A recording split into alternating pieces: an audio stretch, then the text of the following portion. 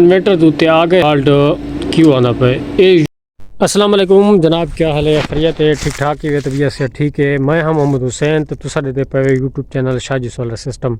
तो आज तो आपको इंज एक नवा और बिल्कुल ज़बरदस्त तरीका मैं दसना पिया इन्वर्टर की सैटिंग का, जरा फॉल्ट यू दा फॉल्ट आंदे एक नवे तरीके से इंशाल्लाह हल करने वास्ते तो आपको दिखाना पिया। तुसा सब तो पहले मेरे चैनल को सब्सक्राइब करे सो और शेयर करे सो तो दूजे लोगों तक ज़रूर पहुँचे सो कि ये फॉल्ट जरा ना हर बंदे को आ वने कि ये फॉल्ट ई किस्म का होना पिया रहा है। तो वह भी तो आपको इंशाल्लाह असा दसने हैं इन्वर्टर के उत्ते। तो तुसा जरा ना मेरी वीडियो को ज़रूर शेयर किया करो, तो लाइक भी ज़रूर दिता करो, कमेंट भी ज़रूर किया करो कि यार तू अच्छी वीडियो बनाना रहा है।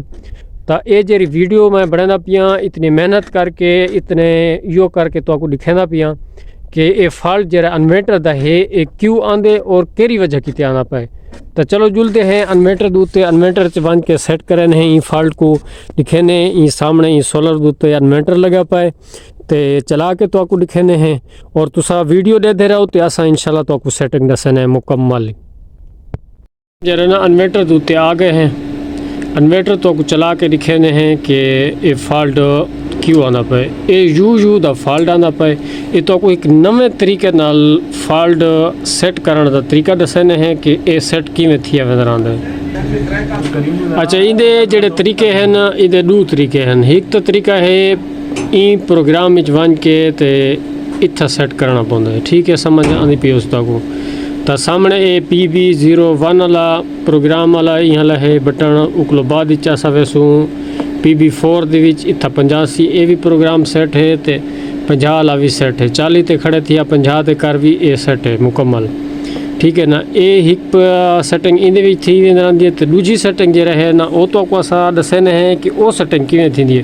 वो तो आपको कहें को भी ना सी तो आपको ई सेटिंग का पता है कि यू वाला फॉल्ट जो है ना ई प्रोग्राम में वन के सेट थी भाई PB0 they which one PB000 they which one data inter कर तो इत्थे जो है ना यू वाला फॉल्ट ख़त्म थी सी भाई ये ओवर वोल्ट का है, ठीक है ना।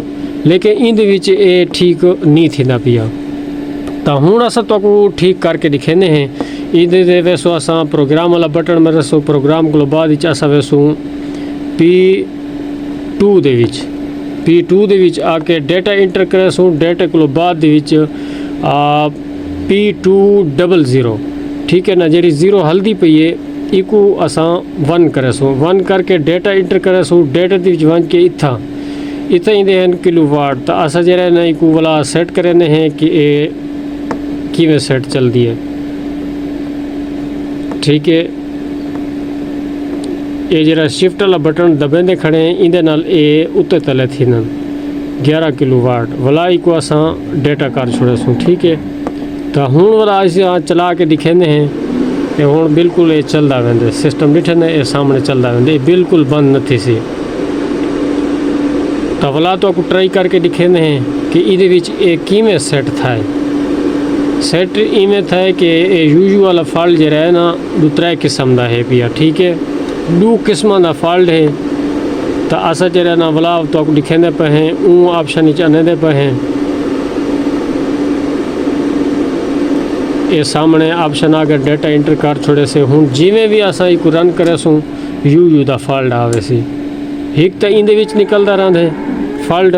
सामने P20 वाले ऑप्शन डेटा इंटर करे सो तो इतना जरा ना इंदे अपने किलोवाट तो सेट करे सो तो 1 के ए पीछे यू वाला फॉल्ट तो को ख़त्म थी सी, ठीक है ना। ये असा वाला को अपने सेट कर छोड़े वाला चला के दिखेंदे पे हैं बिल्कुल रन अपना सही तरीके से करें पी है चलती पी है मोटर अगो मुकम्मल चल गई, ठीक है। इन कोई फॉल्ट नहीं नज़र आया।